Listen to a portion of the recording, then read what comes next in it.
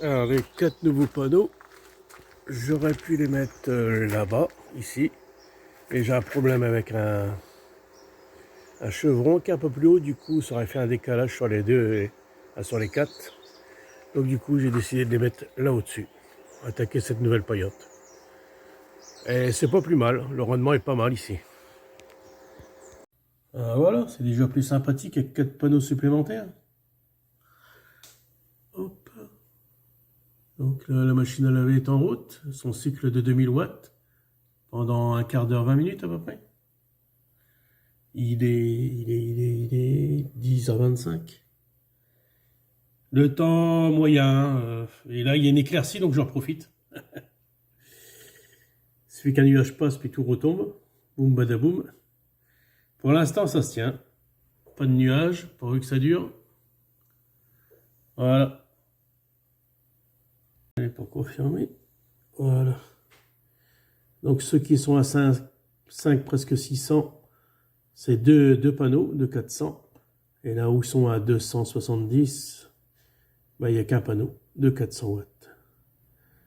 Et voilà, ils sont pas loin les uns des autres, mais malgré tout, il ne faut pas grand-chose pour qu'il n'y ait pas la même exposition et du coup la même puissance. Voilà. Et ben voilà, ça n'a pas tenu. Nuage qui est passé, les batteries n'étaient pas pleines.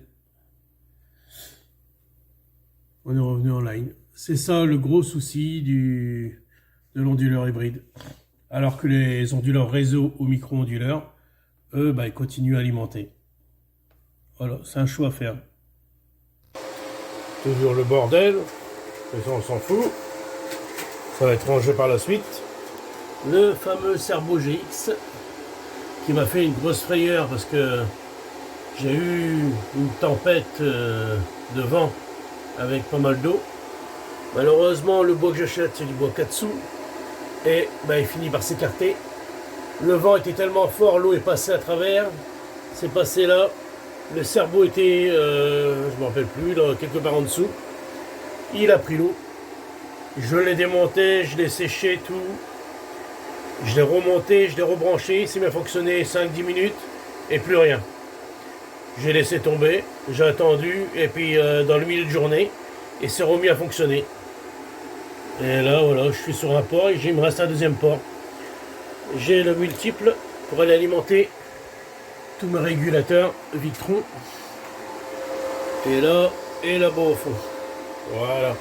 Je vous expliquerai dans la suite de la vidéo comment fonctionne le Serbo GX, en gros. Hein, parce que c'est une vraie machine à gaz. Pour ce qui est des batteries, ben, je pense en mettre deux d'ici la fin de l'année pour passer l'hiver.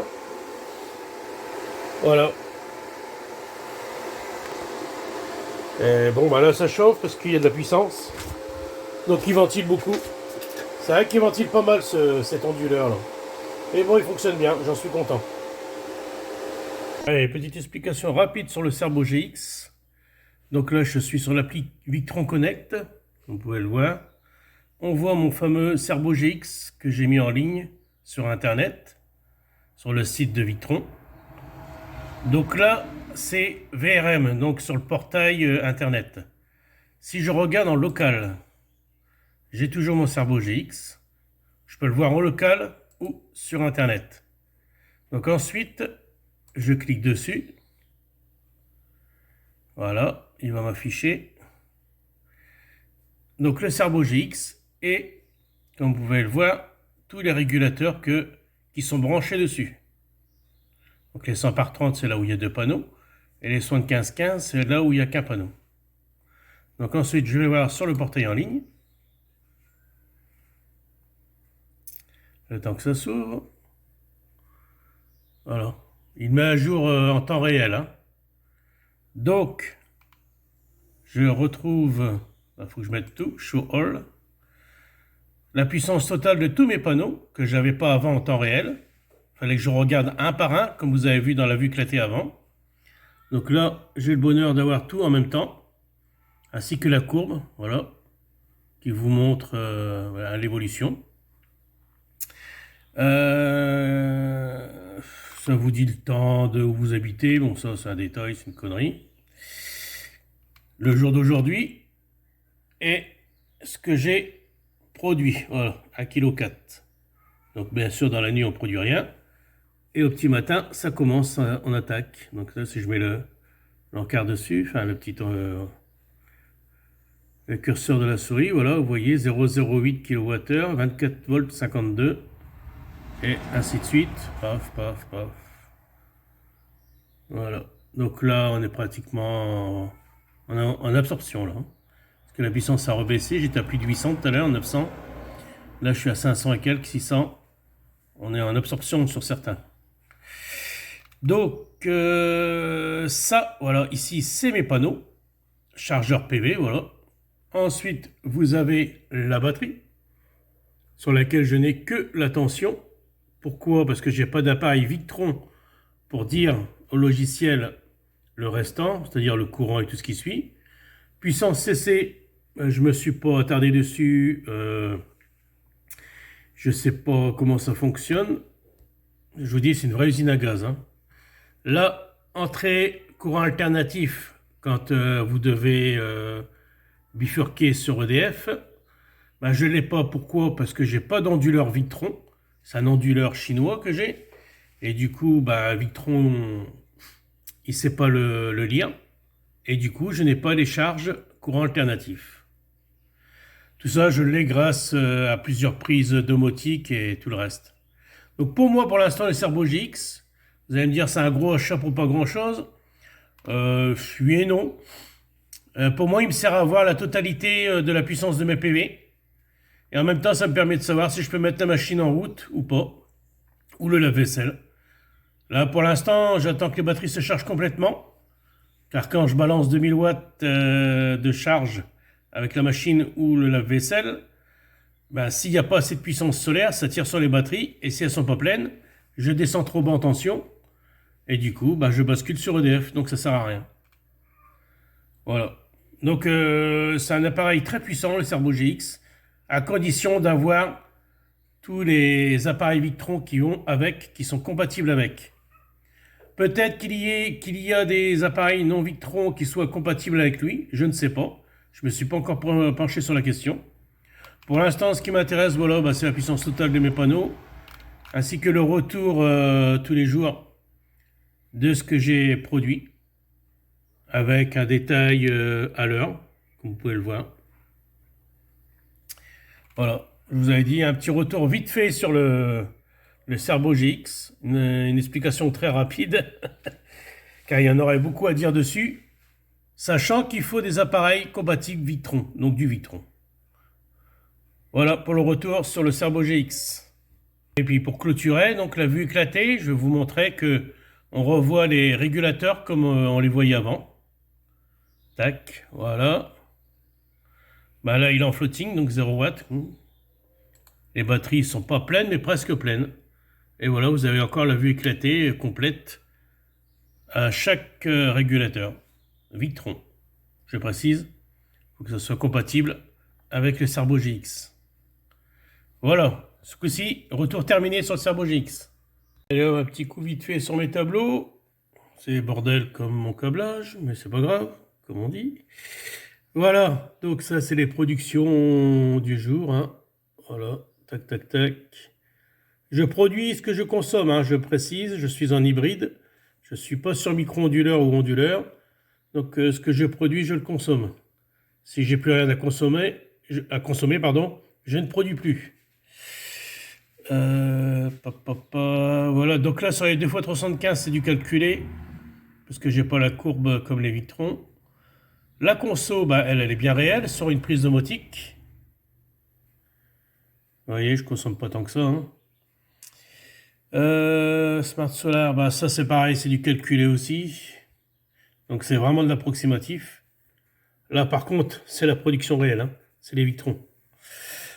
Ensuite, qu'est-ce que j'ai fait comme colonne? Je me suis fait une colonne... Ah ouais, c'est différent. La différence entre le produit et puis le consommé. Je ne vais pas m'attarder dessus. Délestage. J'ai mis une prise sur l'arrivée 220 volts, enfin 230 volts, de l'onduleur. C'est-à-dire que lorsque je tire, je déleste sur le EDF parce que le solaire et les batteries ne suivent plus, bah lui il comptabilise.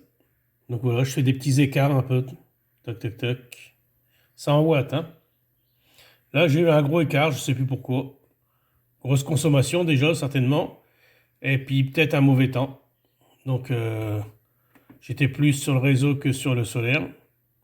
Et ça, c'est les références Linky sur le réseau, le site internet d'EDF. Donc voilà ce que j'ai consommé. Tac, tac, tac. Oui. Ouais, je consomme en moyenne dans les 10 kilos hein, par jour.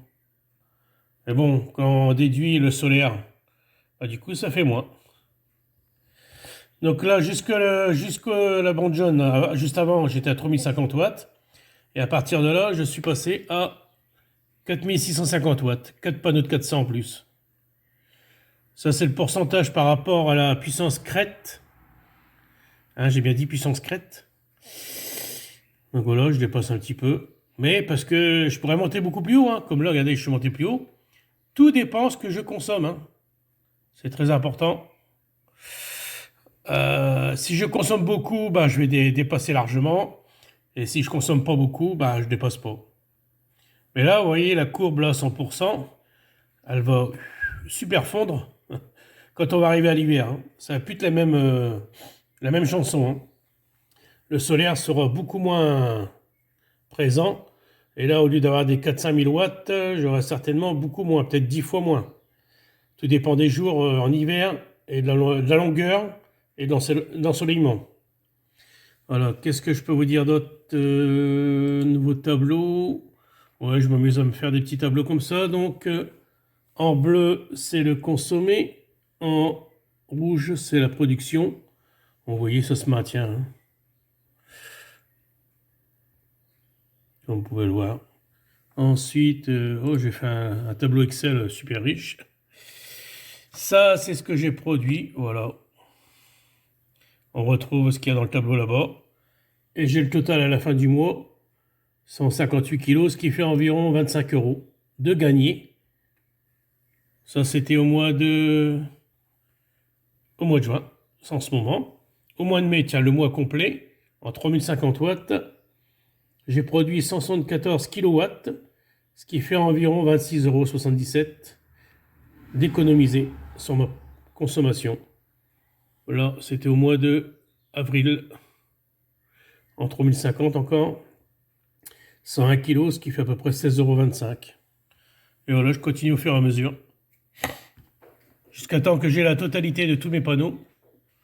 Ça va avoisiner vers les 8 kilos, je pense. Car l'été, c'est sûr, hein, même 3 kilos, il y a des jours, 3 kilos, j'en ai trop. Mais à l'hiver, quand j'aurai le maximum, à peu près 8 kilos, bah, vous verrez qu'il en manquera encore. La différence de production entre l'été et l'hiver, c'est infernal. Voilà, je crois que je vous ai tout montré. Là, sa production sur l'année. Si je dis pas de bêtises, hein, tac, tac, tac, ouais, voilà. Donc, regardez, là, on est en janvier. Puis là, février, mars, avril, mai, juin, juillet, août, septembre, octobre, novembre, décembre. Ça, c'était en 2021. Maintenant, en 2022. Regardez, différence, parce qu'il y a plus de puissance de panneaux solaires, hein, c'est pour ça qu'il y a plus. Mais vous voyez bien comment le solaire agit. Voilà, j'ai oublié de mettre les petits encarts au-dessus. Donc voilà. Petit retour sur mes tableaux. Rapide. Ça, c'est ce que j'ai produit pour l'instant depuis le début. Alors, pour vous dire, vous avez même la puissance là juste à côté. Regardez la production, 150. On démarre en novembre 2011. Non. Novembre 2020, pardon, tant pour moi. D'ailleurs, la date doit être quelque part par ici. Où est-ce qu'elle est la date? Ah oui, elle est là, je suis bête. Ouais. Donc voilà, donc avec 150 watts, tac, 2100, 750 bouffe, 12 kilos, c'est déjà mieux, mais bon, on est déjà au mois de janvier, on a un peu plus de soleil. Et puis là, vous pouvez voir l'évolution depuis que j'ai commencé. Tac.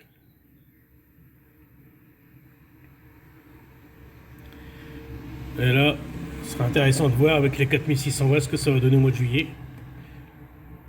Pas les comparer avec l'année d'avant, parce que l'année d'avant, au mois de juillet, ben, j'avais que 1150 watts, donc c'est pas comparable, ou alors il va falloir diviser par 4. Voilà. Je vous ai pratiquement tout montré. Retour rapide, comme d'habitude. Voilà, si vous avez des questions, n'hésitez pas.